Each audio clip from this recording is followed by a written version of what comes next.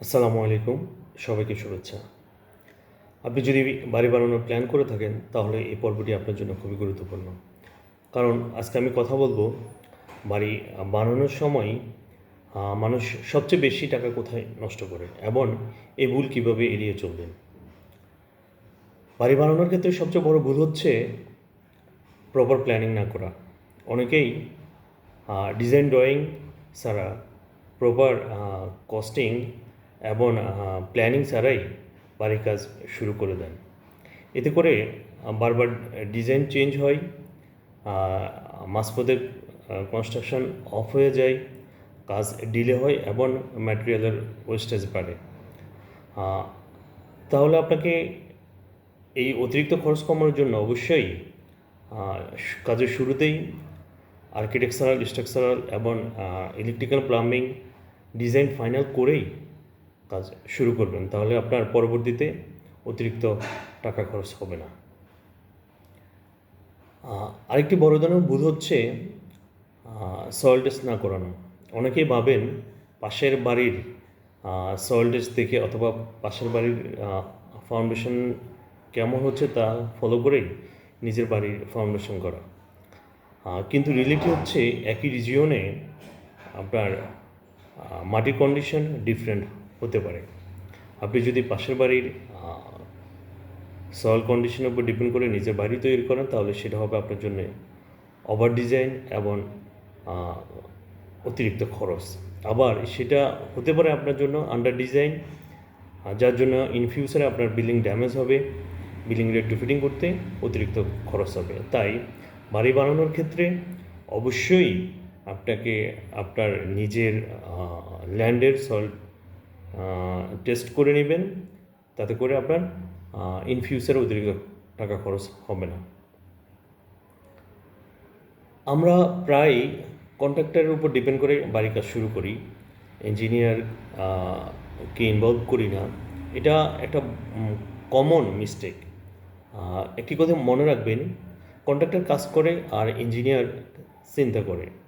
Engineer আপনার কাজের quality as per drawing হিসেবে কাজ কন্ট্রাক্টর করে কি না সেটা বুঝে নেয়।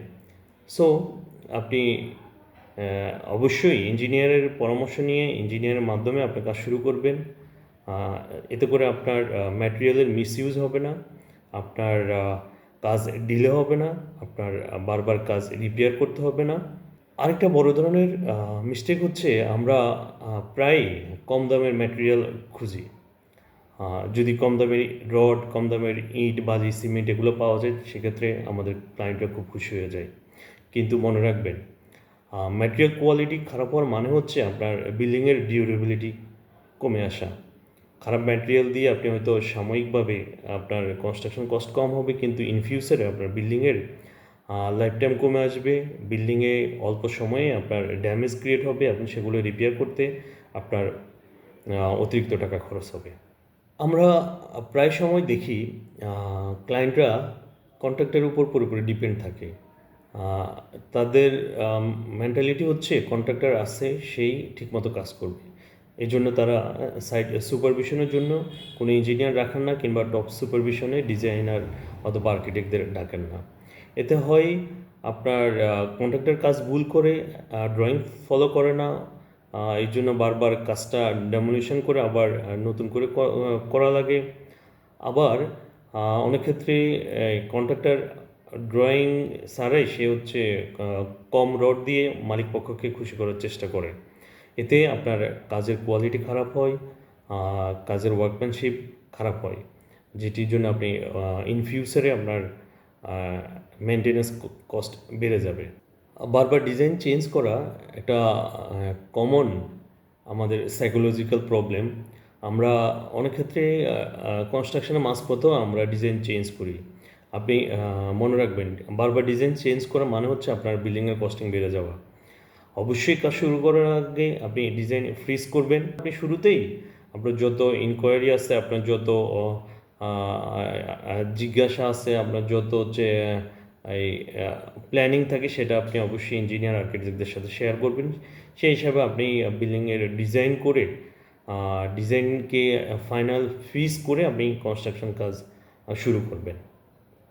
এতে করে আপনার বারবার ডেমোলিশন করতে হবে না, বারবার রিপেয়ার করতে হবে না, কাজে ডিলে হবে না, ম্যাটেরিয়ালের ওয়েস্টেজ হবে না, আপনার অপ্রয়োজনীয় খরচ কমে আসবে।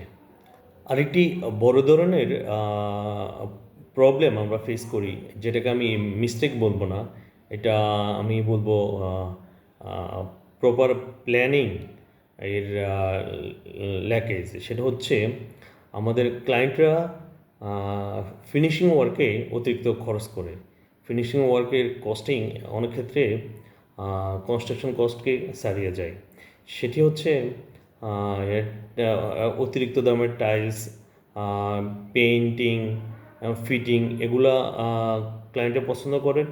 সে এমনকি দেখা যায় ক্লায়েন্ট স্ট্রাকচারের সেফটির ক্ষেত্রে যতটা কনসার্ন, তার চেয়ে বেশি কনসার্ন হচ্ছে তার হচ্ছে ইন্টেরিয়র ডেকোরেশন নিয়ে, তার ফিনিশিং ওয়ার্ক নিয়ে। আপনি স্ট্রাকচার দুর্বল করে কখনোই বিউটিফিকেশনের উপর গুরুত্ব দেবেন না। সো বিউটিফিকেশনের ব্যাপারগুলো আপনি আগ থেকেই আপনার বাজেটের মধ্যে রেখে আপনি কনস্ট্রাকশন কাজ শুরু করবেন, তাহলে আপনার অতিরিক্ত খরচ হবে না।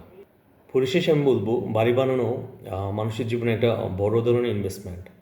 আপনার একটি ভুলের জন্যই আপনার লাখ লাখ টাকা খরচ নষ্ট হতে পারে এবং জীবনের ঝুঁকিও বাড়তে পারে।